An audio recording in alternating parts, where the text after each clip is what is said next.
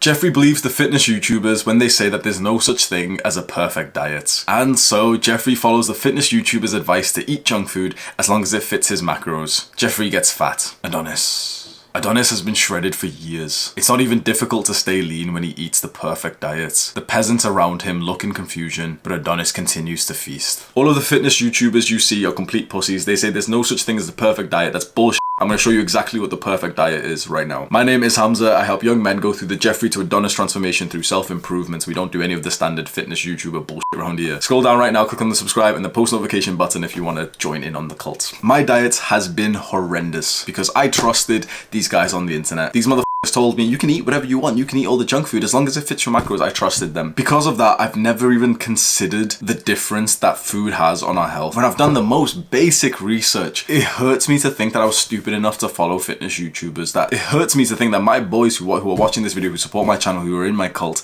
have taken the stupid advice that I have from these big ass fitness YouTubers. Because I'm telling you right now, none of those people are healthy. Just because they've got muscle and they're like shredded does not mean they're healthy, and it does not mean that they will still be alive 10 to 15 years from now. A lot of those motherfuckers are gonna get diabetes very soon. And I've said this a few times, I'll still keep saying it. You're going to start seeing them literally die. Like, you're going to see big fitness YouTubers start to die in the next 10 years because of the stupid ass diet that they're on. And I followed that advice every single day, bro. I was eating junk. The amount of junk food I was eating, I was going to McDonald's. Like, I've literally got a video, the semi-viral video that I released, the aesthetic body guide.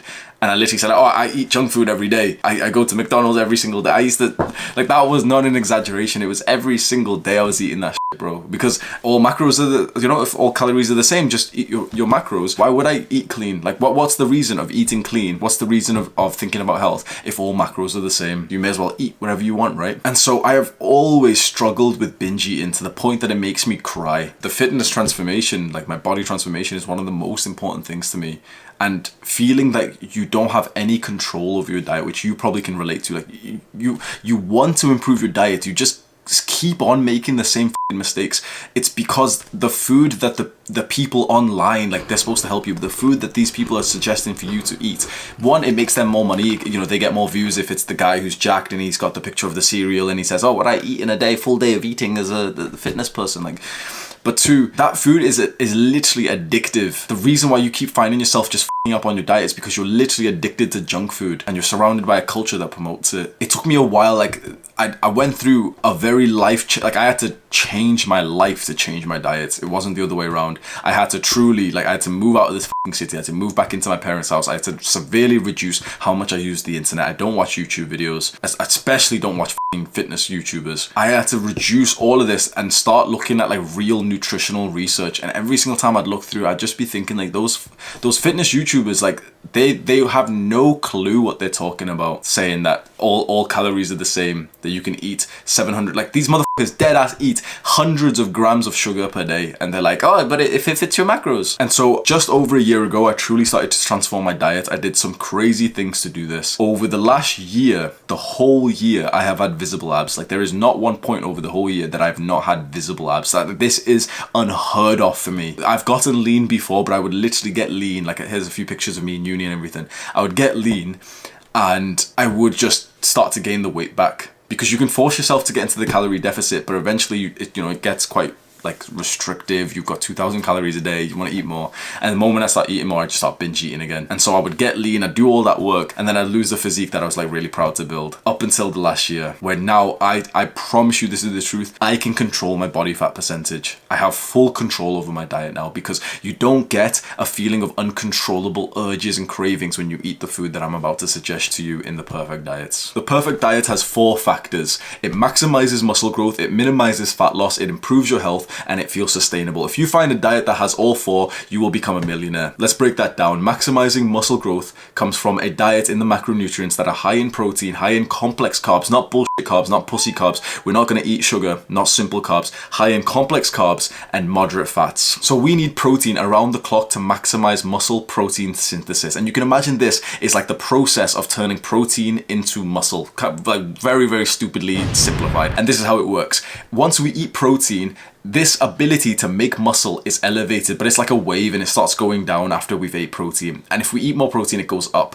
What we'd like to do is keep this elevated through the entire day. Next, we want want complex carbs around our workouts. This will increase glycogen, and that pretty much makes you stronger and just perform better in the gym, which will mean more muscle gain. Finally, we want moderate fats. We're not going to do the full keto bullshit. We just want moderate fats, which will just make sure that all of our hormones like testosterone are regulated and in a nice healthy level. We'll break this down in more detail soon. The second part of the perfect diet comes from minimizing fat gain, and this comes from fasting. There is no better way to structure your diet than fasting. Fasting means to not eat certain things. Most people think that it's calories. Most people think that you fast from calories. That's bullshit. We fast from carbs, maybe fats, but not calories, especially not protein. So the issue that most people have, most bodybuilders, if you're into building muscle, if you've been lifting weights for a while, the issue that you may have had with fasting, with intermittent fasting, is that you don't get protein in. These guys are telling you, okay, wake up, don't eat protein, don't eat any calories for a couple more hours till 2 p.m. But then you miss the muscle protein synthesis window that we talked about before. So we're going to couple a few things, and we're going to do what I call protein intermittent fasting. We're going to do intermittent fasting where we wake up and we just don't eat for a couple of hours, so we have like just an 8-hour window for our calories. But we're also going to have scoops of whey protein or any kind of protein powder throughout our fasting window so that our protein synthesis gets elevated and we also get the most of the benefits from fasting. So this is exactly what you do. You wake up and you immediately go and have a scoop of protein. Like, so many people say that this would break the fast. I don't think so. We are not fasting from calories, we're fasting from carbs. When you just have a single scoop of protein powder, you get literally like 1 gram of carb in there, and if you mix it with water as well. So we're going to wake up and have a scoop of whey protein, and then 2 to 3 hours we're just going to do some work, stay focused. 2 to 3 hours later we're going to go and have another scoop. Do some more work, 2 to 3 hours later, have another scoop. Then we're probably going to start our eating window after about 6 hours of waking up, and we've had like 2 to 3 scoops of protein during this time. Now we're going to be close to our workout time. So our pre-workout meal, the meal that we eat an hour or two before we go to workout,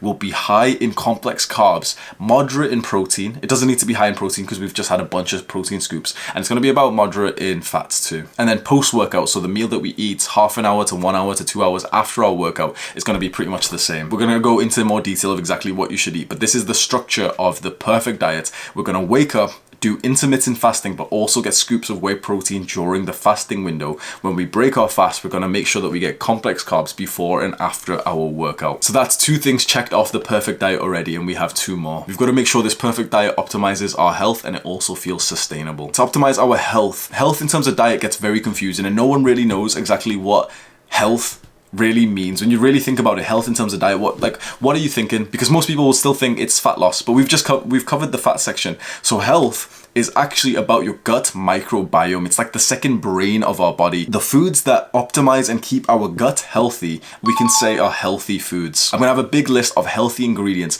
but in general, it's kind of like the unsexy answer is that it's a lot of vegetables and fruits and like natural, unprocessed, non-garbage food. You don't see McDonald's in there. You don't see V-shred. Pizza, shut up, bro. It's literally just like the one base ingredients. That's the phrase I've always said is generally, if you eat the base ingredient, you will stay healthy. The base ingredient is what you're looking for. So instead of looking for like chips, and if you go into the frozen section in some like dumbass supermarket, they're selling chips and it's got like a bunch of different ingredients. It's been processed already. The main ingredient that you wanted was potatoes. Now, if you look for the ingredient list on potatoes, there isn't one. They literally don't have an ingredient list there. Why? Because the ingredient in potatoes is potato. What you'd like to find is a bunch of foods like this where there is no ingredient list. It is literally just the base food. Generally, that stuff is healthy. So here is where people start asking for the macronutrient split. Even though it's been covered a million times, people always ask me, how many grams of protein? How many eat this? I don't agree with the standard advice that people give you. So you already know the advice that you've been given. 1 gram of protein per pound of body weight. It's pretty stupid advice. Doesn't really work for most people because a 200-pound guy should generally not be eating 200 grams of protein unless he's a jacked bodybuilder. 1 gram of protein per pound of body weight doesn't work. What I would say instead is eat into the range of 120 grams of protein to about 180 grams of protein. If you end up inside of this range, fine. Like, what we care more about is that you get relatively close to the ideal number. Like, you get close enough to a range of it than to specifically say, okay, I'm 165 pounds, so I should hit 165 grams of protein. And honestly, I've even changed the way that I track food, and I suggest you to do this. Don't even track macros. I don't think there's that much of a benefit to making sure that you get the absolute most optimum amount of carbs and fats, you know, the split or the percentage split. that reduces the fourth part of the perfect diet, which is sustainability. Because the easier way to wrap your mind around all this is to think, okay, you have X calories. Let's say you've got 2,000 calories. It's easier to say you've got 2,000 calories, get into the range of 120 to 180 grams of protein. Anywhere around this range, in this range, is going to be good enough.